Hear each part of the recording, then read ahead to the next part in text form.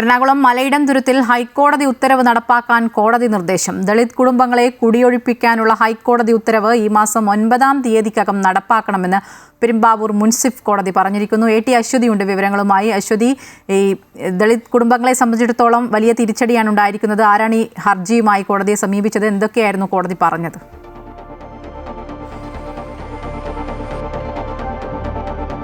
നമുക്കറിയാം, നേരത്തെ തന്നെ ഹൈക്കോടതിയുടെ നിർദ്ദേശം ഉള്ളതാണ്. ഈ കേസ് നേരത്തെ തന്നെ തീർപ്പാക്കിയിട്ടുള്ളതാണ്. ഇതിൽ ഇവരെ കുടിയൊഴിപ്പിക്കണം. ആ വസ്തു സ്വകാര്യ വ്യക്തിക്ക് തന്നെ, ഈ കേസുമായി പോയിട്ടുള്ള ആൾക്ക് തന്നെ ഈ സ്ഥലം വിട്ടുകൊടുക്കണമെന്ന കോടതിയുടെ ഉത്തരവ് ഉള്ളതാണ്. പക്ഷേ നേരത്തെ തന്നെ ഈ കോടതി ഉത്തരവ് നടപ്പാക്കാൻ ശ്രമിക്കുന്ന സാഹചര്യത്തിലൊക്കെയായിരുന്നു വലിയ രീതിയിലുള്ള പ്രതിഷേധം മലയിടംതുരുത്തിലെ ആളുകളുടെ ഇടയിൽ നിന്ന് ഉണ്ടാകുന്നത്. ആ പ്രതിഷേധം വളരെ ശക്തമാവുകയും ചെയ്യുന്നൊരു സാഹചര്യമുണ്ടായി. ഇതിൽ അഭിഭാഷക കമ്മീഷനാണ് ഇതിന്റെ നിർദ്ദേശം നൽകിയിരിക്കുന്നത്. ഈ കുടിയൊഴിപ്പിക്കൽ നടത്തി റിപ്പോർട്ട് സമർപ്പിക്കണമെന്ന് നേരത്തെ തന്നെ കോടതി നിർദ്ദേശം നൽകിയിരിക്കുന്നത്. പക്ഷേ അഭിഭാഷക കമ്മീഷൻ പല തവണ ഈ മലയിടംതുരുത്തിൽ വന്നെങ്കിലും ഈ പ്രതിഷേധം കാരണം തിരികെ പോരുകയായിരുന്നു ചെയ്തത്. ഇതൊരു രാഷ്ട്രീയ വിഷയമായിട്ട് വരികയും നിയമസഭയിൽ അടക്കം ഈ വിഷയം ഉന്നയിക്കപ്പെടുകയും ചെയ്തിട്ടുണ്ട്.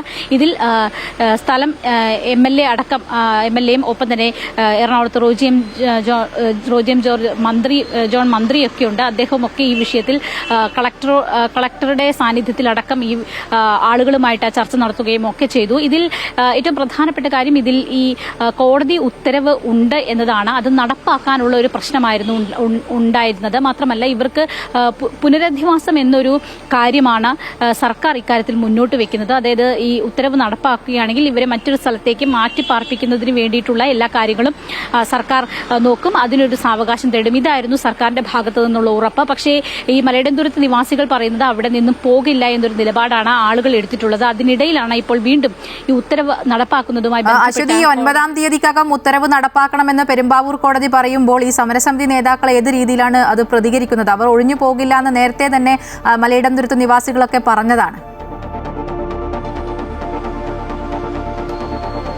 തീർച്ചയായും ഈ വിഷയത്തിൽ വീണ്ടും ഒരു പ്രതിരോധം തീർക്കാനുള്ള ഒരു സാധ്യതയാണ് ഉള്ളത്. എന്തായാലും കുടിയൊഴിപ്പിക്കലിനായി മറ്റന്നാൾ വീണ്ടും മലയിടംതുരുത്തിൽ എത്താനാണ് അഭിഭാഷക കമ്മീഷന്റെ നീക്കം.